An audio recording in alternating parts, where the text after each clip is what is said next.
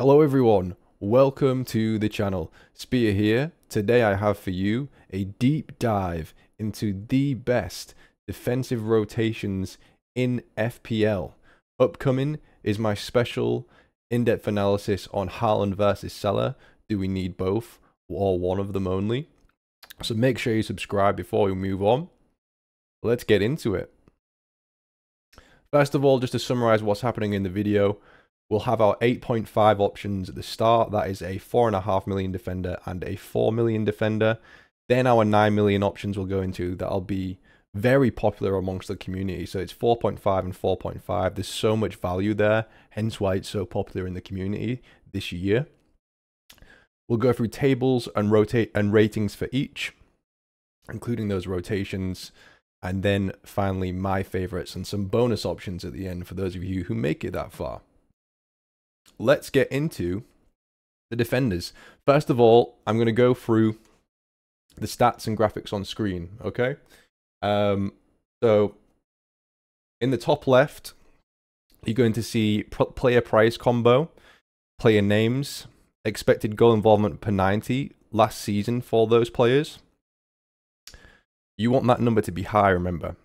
On the left of the screen, you're seeing the respective clubs, both their names, their badges, and those numbers you're seeing are their non-penalty expected goals conceded per 90 number from last season. For Southampton and for Leicester, I've equated that to the last time they were in the Premier League a couple of seasons back. For Ipswich, I've just averaged it to between those two because it'll likely be somewhere around there. You want that number to be low. In the top right, you'll see my special stats that I've created for these. These are unique to my videos, or my video, should I say. So you'll see the first of all is opposition expected goals per 90. Sorry, non-penalty opposition expected goals per 90 combined for the first 10 fixtures. So what I've gone through and done is first of all looked at opposition's non-penalty expected goals in the previous season in the Premier League.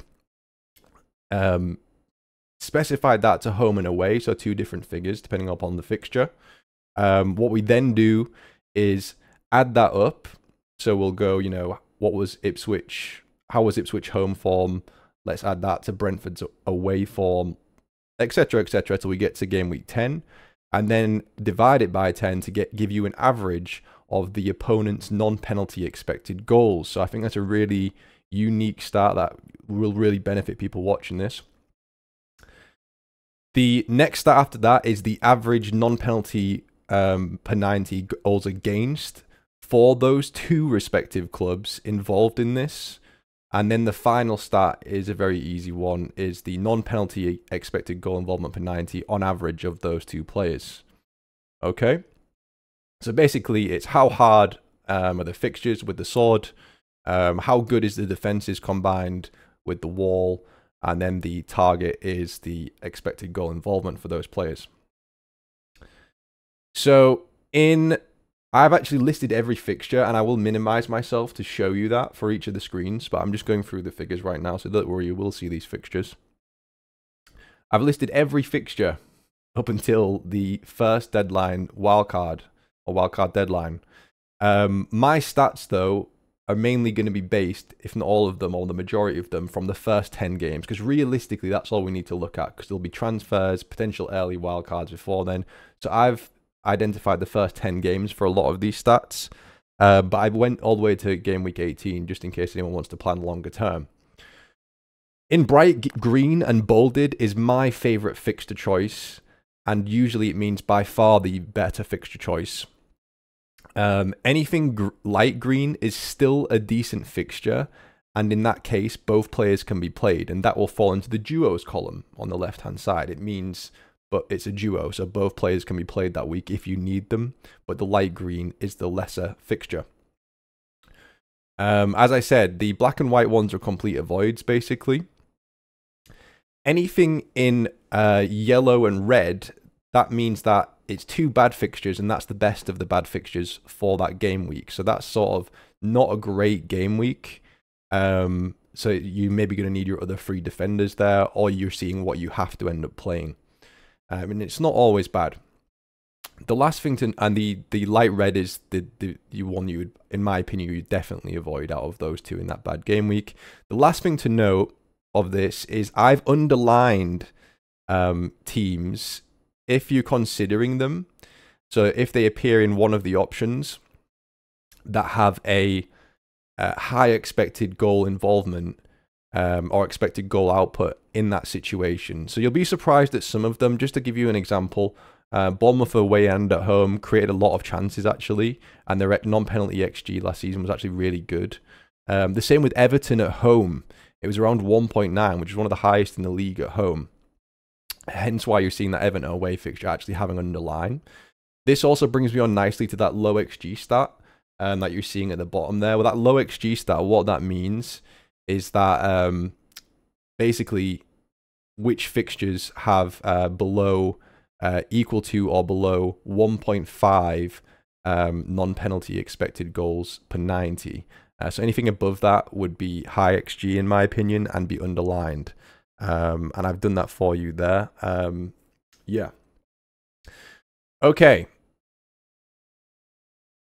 So this, hopefully all the stats make sense. I don't think I've missed anything out there. I've included player prices there, images of them, and also the teams in the bottom left just to make things easier. I will minimize myself here to make things easier for everybody else to read. Yeah, so this is the first combo. And also remember, with any combinations, you can trade up players. So if it's a 4.0, like a Greaves, you can go to Leif Davis, who's a great option for Ipswich. If it's Barco for Brighton, you can go up to Dunk, for example. And the same applies to the 4.5s. With Quansah, you could go up to Trent, of course, with someone like Greaves as your major backup. I particularly like this one because Greaves is nailed, the former Hull City man. So if you are in the situation where Quansah gets benched for Konate, Greaves can come in. Likewise, if Trent isn't ready to start the season, I suppose you do have him there as being nailed. You wouldn't want that to happen at the start of the season. Anyway, I digress. Quansah, of all the 4.5s that are going to start this season, basically has the best non-penalty expected goal against for his team, so effectively the strongest defense. So I really like him as a pick. The issue is, can you mentally deal with Konate playing some games? Because he will play some games, but it does seem like Slot prefers Quansah right now. He started him in every preseason game. Quansah got 2-2 at the end of last season and played a lot under Klopp too. I think it's Quansah's place to lose, but Konate is going to get game time. So with this combination, you need to be understanding that Quansah's occasionally going to get benched. He might even lose his place. So this is a bit of a high risk one. If you look at the fixtures for this one, you've got 9 of the first 10 are low XG. The only high XG one is Brentford away, which isn't bad, is it? Yeah, and just a really nice overall combo, I would say, for expected not only the strength of the defense, but the weakness of the opposition's attack as well for this one. I won't spend as long on each slide as that one. That was just an introduction to the stats, really. This is Murillo and Barco. So Murillo of Forest and Barco of Brighton. 10 of the first 11 games are at home, or you have the option of playing them at home. And 8 of the first 10 games are against low XG sides. You also have 2 promoted sides in the first 4. So it is really nice, and as you can see, the opposition XG stat is really low. They have decent goal involvement in these two, or expected goal involvement. The only issue with this one is Barco's long-term minutes. So if you look at around game week 6-ish, 7-ish, I would expect Estupiñán to maybe be back by then. He might be out longer. He might be back as quick as game week 5.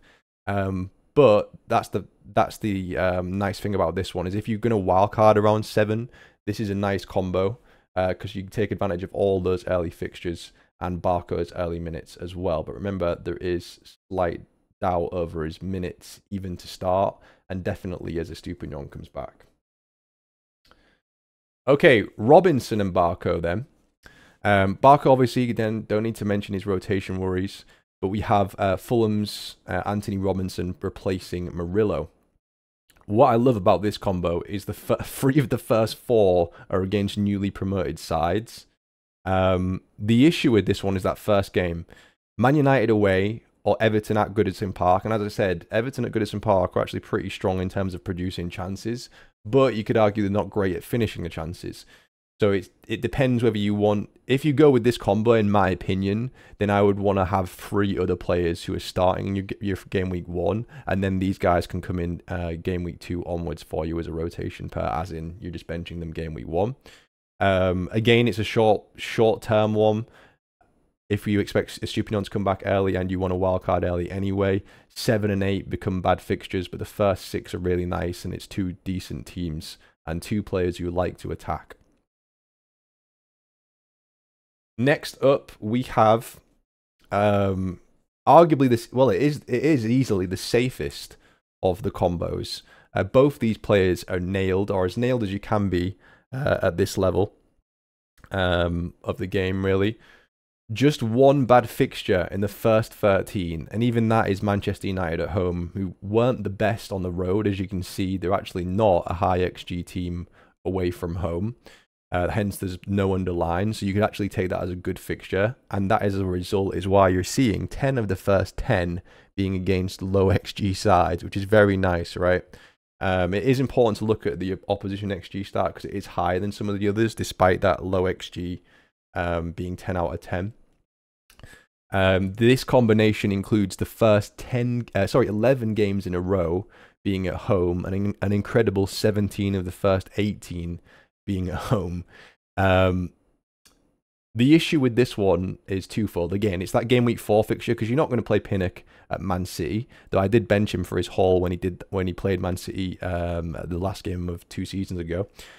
But with this one, like I said, you're probably going to end up playing Harwood-Bellis in game week 4 against Manchester United, which isn't great, is it? So maybe if you've got 3 others that can back you up there in game week 4. And also, my other slight issue with this is, do you really want to be playing, a newly promoted defender this regularly? And the same goes for example, Greaves and Faes as well. But if you look at the games you're going to play Harwood-Bellis outside of United, you've got Nottingham Forest at home, Ipswich at home, Leicester at home, Everton at home, which is really not bad at all. So this is my sort of nailed safe combo if you need to skimp on defense here. Now we have, again, another nailed combination. We have Anthony Robinson of Fulham again, and the debut in the video of Wout Faes for Leicester instead of Barco, who you saw previously with Robinson.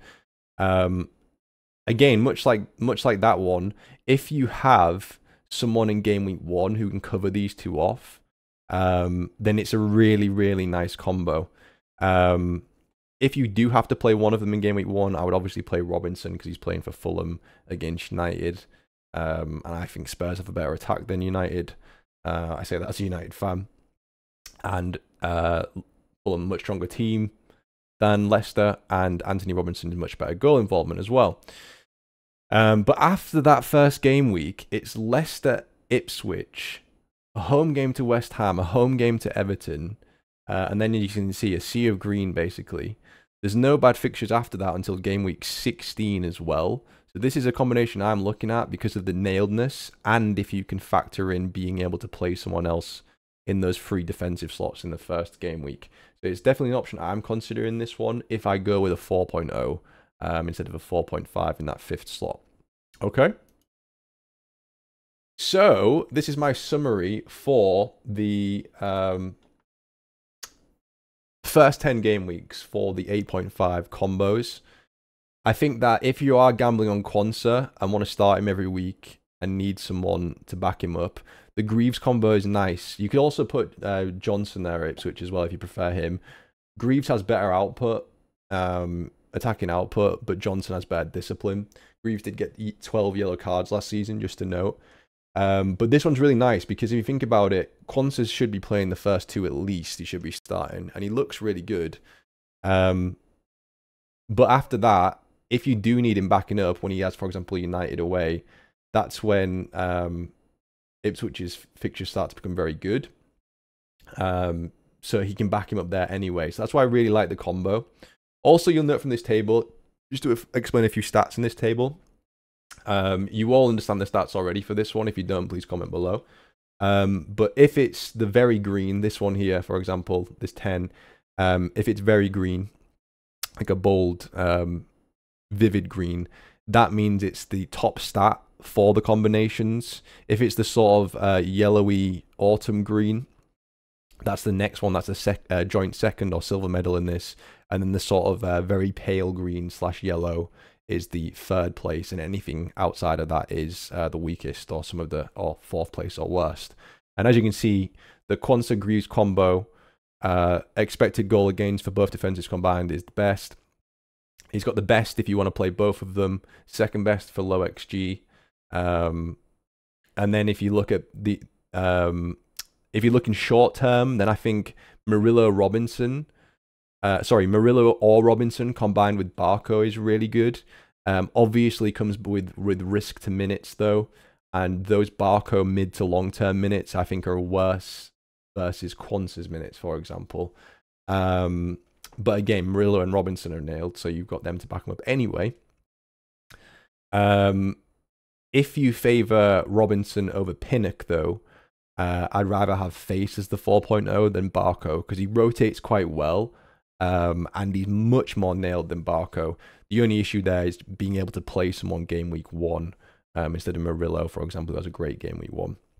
Last on the list, if you have Pinnock, I really think Harwood-Bellis is a really nice 4.0 as your fifth defender to save you some money. Just great expected stats, I would say. Not the best overall stats in terms of their teams and opposition, but expected stats is really good there, so I really like that one. Okay, that's it for the 8.5s. Next, it's on to the 9 million combos, and let me minimize myself here. Remember, this is a 4.5 and a 4.5, so this is going to be a really popular section and a really popular combo for most FPL managers. The dearth of and depth of quality and picks in the 4.5 zone this season is huge. I could see people going with 5 4.5s. So I really think it's worth considering all the options here as we go through it. And at the end, you're going to be able to see those different how those different options play out too when it comes to the table. But stick with me on this because there's some really nice ones. So this, in my opinion, is the strongest expected goal against combo. So as in the strongest in terms of the team quality, the defensive quality of the teams that they play for, Liverpool and Nottingham Forest. Remember, my Quansah pick comes with medium risk of Konate starting, but with Murillo being nailed, this isn't really much of a worry at all. And Notts Forest have a really good start, so you can really cover them off well. You can also see the nice thing about this is that there's 5 doubles or duos where you can play both of them in the first 10 game weeks, which is awesome. The first 10, sorry, the 8 of the first 10 come against low XG sides, and the only 2 that don't is Bournemouth at home for Liverpool, which is not a bad game. Liverpool, Palace away for Liverpool is a bit rough, but that's it really. The 2 initial games are against Ipswich and Southampton, which is amazing. I'm sorry, I've still got COVID. And 4 of the first 6, you can actually play both players together. This is a really really lovely combo. This one, one I'm really a fan of. So this one, I would say maybe in isolation. If you had to choose Konsa in any fixture against Murillo in any fixture, I would go with Konsa, as would most people. He's a bonus point magnet, especially considering how many fouls he drew last season and the BPS bonus that comes along with that. Plays for the stronger team, of course, and the more consistent team, the better manager. Actually, though, the defensive stats of Forest were better than Villa last season, so that is something to consider, though I know all of us will say Villa are stronger. The expected stats for Forest were actually better than they were for Villa. This one is very similar. So you got 4 of the first 6 against, available as doublers, which is really nice if you need both players to play. And you could even add another one to that if you want to play Quansah against United, which isn't a bad fixture for Liverpool, really. Yeah, and 2 of the first 3 against newly promoted sides. 3 of the first 6 against newly promoted sides. 9 of the first 10 against low XG sides. The only one being Palace away again for Quansah. It's just a really nice combo and another really strong one. This one is more of an experimental one, and I thought about putting this in the bonus picks, but if we get more information on who of the 4.5s is quote unquote, potentially nailed for Chelsea. There really isn't one because they've got about 4,000 centre-backs. If you can predict who's going to start every game from Tosin, Badiashile and Colwill, then it looks pretty good, this. But the other issue with this is how leaky and disorganised Maresca's Chelsea look in pre-season. So this is one maybe if you just want to gamble on Chelsea, because the stats don't really back them up and the pre-season eye test doesn't. Or maybe you're a Chelsea fan and you want to back them in some way. Remember, I'm not necessarily saying Colwill is the best of those 3. As we get closer to the season, maybe we'll get more information on who is the best of those 3. Of course, you could go with Gusto, but there's even risk there to his place. The same with Cucurella, there's risk there to his place. Colwill, just in terms of individual quality, I think is the best of the 3 of Tosin, Badiashile and Colwill. And he also can play in 2 different positions and gives more cover of that left centre-back role. So I do think right now, he's the one to go for if you want a cheap Chelsea defender. I wouldn't. This is more of an experimental one, again, for people who want to go there. I wouldn't recommend this one, but it's a very interesting combo. As you can see, 10 good fixtures in the first 10, but only 8 of those against low XG sides. 2 Bournemouth fixtures in the first 4 is rough, but with Solanke probably going to Spurs, that fixture suddenly becomes potentially, you could class it as a low XG fixture, right? So keep your eye out for that one. You can see 4 of the first 6 you can play doublers in as well, which is really nice. But again, I worry for Chelsea's lack of organisation at the back, them bedding into Maresca's system, and also the minutes for Colwill here. But this is an experimental one, but a viable one, given that you've got Murillo's security there. Okay, a debut in the list for both Mykolenko and Burn. I think both are fantastic picks. And remember, with Mykolenko, I think he's by far and away the standout pick of the backline for Everton. He's nailed at that in that fullback spot for Everton. His output last season was pretty good, considering the lack of opportunity he had in terms of chances. With Dan Burn, right now, my tier list for that is Dan Burn, Livramento, Hall. The reason for that is they haven't signed Gay yet. They haven't signed anyone yet at the back, which means that Burn will either play centre-back or left-back, and he's likely going to start centre-back because they just don't have anyone to fill there right now with so many injuries, etc. If Trippier moves away, Livramento is the best option, then Burn, then Hall. If they sign Gay, then I think potentially Livramento moves above Burn, just because anything could happen between that centre-back and left-back spot.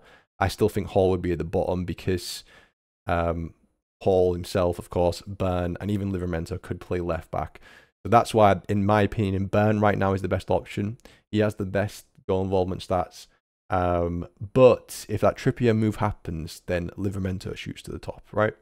So think about that when you consider the Burn option. But they're all the same price anyway. So what I'm giving you here is the rotation option. Two sides who are strong defensive units. I do think there'll be an upturn for Newcastle this season because they don't have Champions League anymore. Another season of experience under Dyche for the Everton side too, so they'll maybe shore up even more. And maybe they'll be better off now. They'll be better off because maybe they'll finish more chances and shore up as a result. I don't know. They should finish more chances. You can see for this one, it's just a sea of green. So this one is a really long-term one. There is an issue with this one though, with only 3 of the first 8 fixtures and 5 of the first 10 being at home. That is rough, and I don't like that personally. So if you're a fan of home fixtures like me, This is one to avoid, but if you don't care about fixtures and just want to go for pure quality of the players and the teams, this is a nice one to look at. Mykolenko is going to feature more than a couple of times here because he's just such a good option and has brilliant fixtures and a really good defensive unit. This is a better option than Burn and Mykolenko by far for me. So 6 of the first 7 are at home, followed by effectively the same fixtures as the Burn Mykolenko combo. And by the time you get to the Sea of Red up here, you're going to be wildcarding anyway. It's not until game week 13. 5 of the first 10 against newly promoted sides as well, with 3 of the first 5 against newly promoted sides. This is a combo that I'm certainly considering because just look at the quality of it. Also, if you look at one of the stats that took me a painstakingly long amount of time to calculate at the top here, opposition XG on this one is incredible. 1.17 for this one. Really, really nice, that one. Really, really nice. There's really nothing much to not to like about this one. Maybe, I suppose, how do Fulham get on without Paulinho? That is my only worry for this combo. Up next, we have Burn and Andersen. So again, this is probably going to be a popular combo, and it's really not a bad one at all. You do get 4 of the first 4 at home, but it involves Dan Burn playing Tottenham Hotspur at home. So I really think for this one, if you went with this one, you need someone to cover you off in game week 3 and game week 9 because those fixtures aren't nice. But the fixtures outside of that, Southampton at home, West Ham at home, Leicester at home, Fulham away, Everton away, Brighton at home, aren't bad at all. Though, again, it's not one of my favourite 4.5 combos because of the double Everton away fixture and double Tottenham at home fixture. I just knew that these were popular, so I wanted to show why I don't think this is a good pick. And as you can see, it's almost a 0.25 increase in the opposition XG per 90, non-penalty XG per 90 in the first 10 as well. So this isn't one for me. I just kind of wanted to show it just to kind of poo-poo it and get out of the way. All right, this one is very interesting though, isn't it? Because here you're seeing 2 very nailed players with good stats. Yeah, I mean, what's not to like about this one, really? 2 of the first 3 come against newly promoted sides. In the first 10 game weeks, there's only really Man United away to worry about. The first game week, you could play both players, but it's kind of up to you. In actual fact, the reason I've picked West Ham away over Bournemouth at home is if Solanke stays anyway, the XG for Bournemouth playing away from home is 1.6, and for West Ham playing at home is only 1.4, bizarrely. So it's really a toss-up there. If Solanke leaves, I'd easily play Murillo at home. But yeah, you could play both there. You can see also the nice thing about this is 4 of the first 6, you can play both players.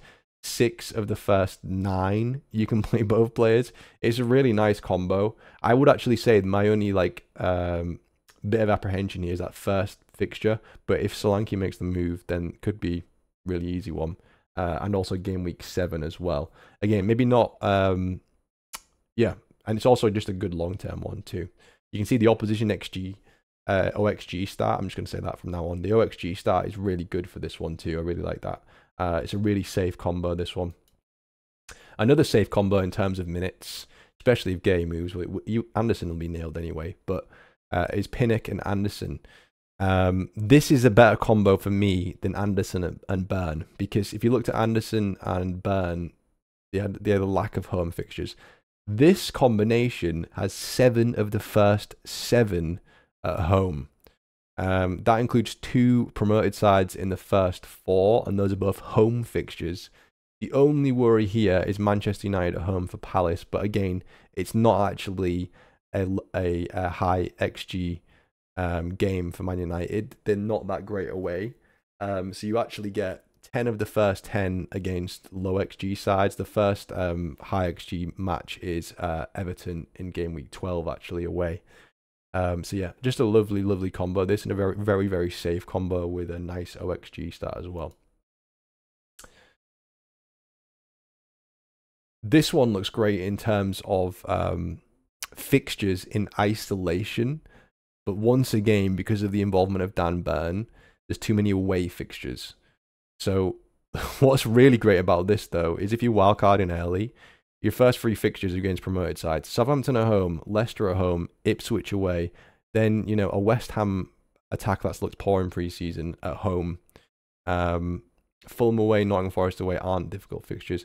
Then it gets quite tough, though. Everton away, Brighton at home, Everton away. As you can see, Everton away is not a low XG fixture. They should be putting up good numbers there again. My issue here is I'm not a fan of the only 4 home fixtures in the first 7, and that is reflected in the OXG stat, which is closing in on 1.4. Expected goal involvement for these two is quite nice, though, as they're both pretty attacking and get involved a lot. Dan Burn from set pieces and Anthony Robinson from open play. Okay, Burn and Konsa. This is going to be another popular one, I think, amongst not only casuals but elites as well. 2 of the first 3 at home. My summary of this one, I'm not going to spend long on it, is that there's just better combinations with both these players. So you can go and look at my other combos, but Burn has better partnerships and Konsa has better partnerships at the 4.5 range. But these ones are sort of useful because you can see where you can duo play them. So you can play this duo 4 times in the first 8, really.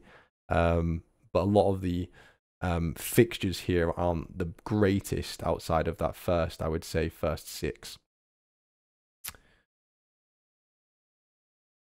This is the last actual in my opinion, or ones that I've reviewed anyway. Let me know in the comments if I missed any. You want me to review them real quick. These weren't quick to review, let me tell you. Pinnock and Robinson. This is, again, very, very safe combo. What you should notice about this one is I think, yeah, 10 of the first 10 at home. Actually, 15 of the first 15 at home. That's quite incredible, really. So again, this is both a short and long-term one with a lot of safety around it. The reason that they're at the bottom of the list is, if you haven't noticed, the expected goal against combination for the teams I've combined, and this is the worst of them, effectively. But as you can see, you've arguably got the best fixtures. So you've got like the worst defensive stats combined, but the best fixtures, and probably best in terms of security of starts. The only downside to this, honestly, because I don't really worry about too much about that XGA stat for this pair anyway, because I do think Brentford's might improve slightly. Fulham's might drop a little bit with Paulinho are not there, but their fixtures are just so good.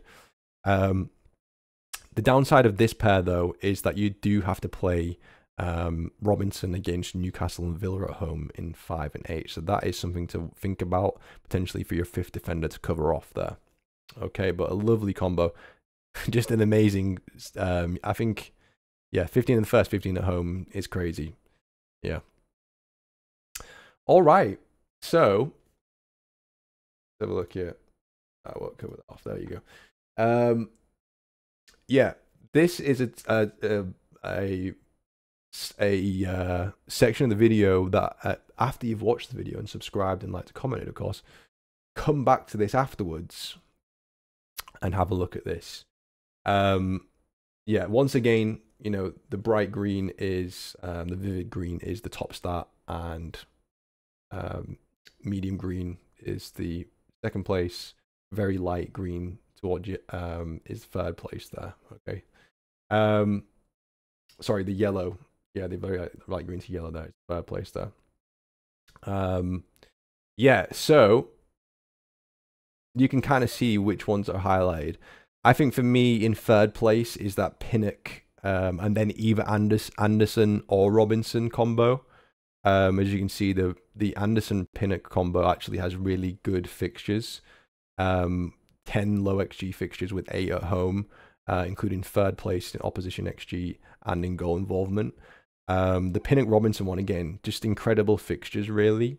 Decent XGI stats. The worry is the quality of the defenses there.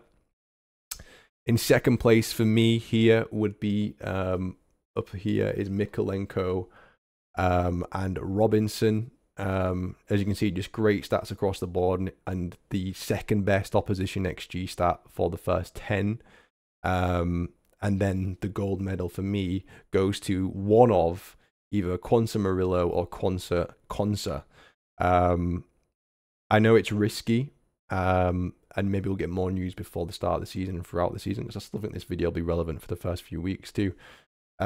Is the fact that, you know, you've got a Liverpool defender, and then you're backing him up with a defender who has great fixtures. And you might say Konsa doesn't have great fixtures in the first two, but that's when Quansah should be playing. And Murillo will just back him for that first, 10, 15 fixtures anyway, because they've got great fixtures, Nottingham Forest. So there's loads of ones to consider here. Again, you can kind of think about, oh, I actually want someone from this club and pick them, and then look at their best counterpart. As you can see, I've tried to include Burn a lot because I know that Livramento, Hall and Burn are very popular, and you can kind of think about who you want with him and whether that actually reflects in the stats and the fixtures. So I've put a lot of those up there because I know he's very popular. But for me, Burn's fixtures are just quite difficult to rotate with even. So if you do have Burn, I think that's a case of maybe you having to look into your fifth slot in defence and seeing where you can cover Burn's away fixtures off. If you made it this far, congratulations. And as a little bonus for those of you who have, I've got 3 combinations here, which I wouldn't choose and I don't recommend, but they're here. Much like the Colwill combination that you saw, which I don't recommend. But they're here. And for Spurs fans or people fancying that Spurs early flourish of fixtures, I have this combo. So these are just more bonus fun picks, really. And they include picks from popular clubs. But the 3 of the first 3 are against newly promoted sides here for the Spurs-Fulham duo. Van de Ven is obviously the 4.5 pick. You can also consider this if you're going, Udogie or Porro and want to cover off a Robinson. It's something to consider as well. I actually think they have really amazing fixtures all the way up until game week 15, where you have Chelsea at home. But even past that, then it's Southampton, Nottingham. So yeah, really good long term and really good security. They're both going to start for their teams. What the downside of this is the lack of attacking prowess of Van de Ven, and the leakiness of both defenses. I'm expecting Big Andy's defense is not necessarily the best, and as I said, Marco Silva's an attacking manager, not a defensive manager, and they've lost Palhinha. So this one, again, might be something to look at for a Porro Udogie fans as well. Next one here is for those of you wanting a West Ham backliner. There's a lot of talk about that centre-back role and Zuma leaving, etc., and even Trippier joining a right-back. So the one to go for is Emerson, basically. And this is my choice if you want a West Ham defender. I personally wouldn't start with any West Ham players at all, just because their starting fixtures are horrible. Aston Villa, Palace, Man City, Fulham away, Chelsea, Brentford away, Ipswich fine, but then Spurs away, Man United. It's just a horrible starting fixtures, and I think you'd only play them in 2 of those. But he does cover off Murillo when Murillo's fixtures are bad. So this one goes well up until game week 12. But as you can see, much like the last combo, the expected goals against for this one is bad. And as you can see in the far left there, West Ham's defensive stats are horrible. And Lopetegui hasn't done much pre-season with them yet. So in terms of positively affecting that team. So this one, again, it's more so if you do want a West Ham defender, then Murillo is the one to put with him. Next one is the funnest pick, in my opinion. But it's one that, comes with very high risk, given that both teams are not looking good. And as you can see, much like West Ham's defence, Manchester United's non-penalty expected goal against last season was horrible. It should improve this season, especially with Martinez's presence and back from injury. But they've got... the new signing at right centre back is also injured now. So again, I don't recommend this one, but maybe United fans or Chelsea fans want to consider, looking back to past successes and think, oh, well, Chelsea and Man United were good in the past. Let's pick those picks. Or maybe you see a return to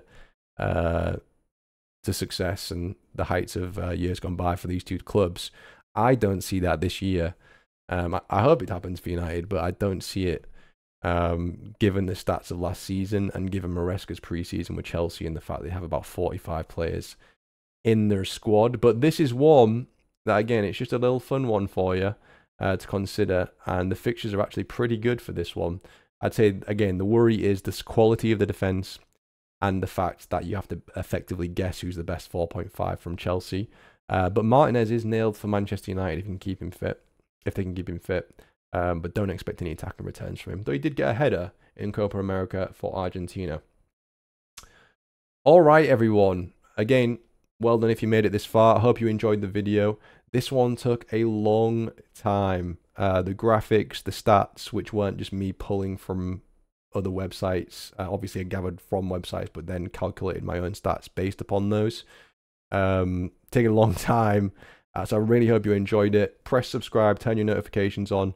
If you like the video, liking the video helps me out and helps out the algorithm of the channel.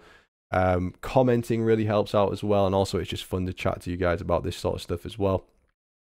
Really appreciate feedback, positive or negative. And upcoming is Haaland versus Salah, another deep dive.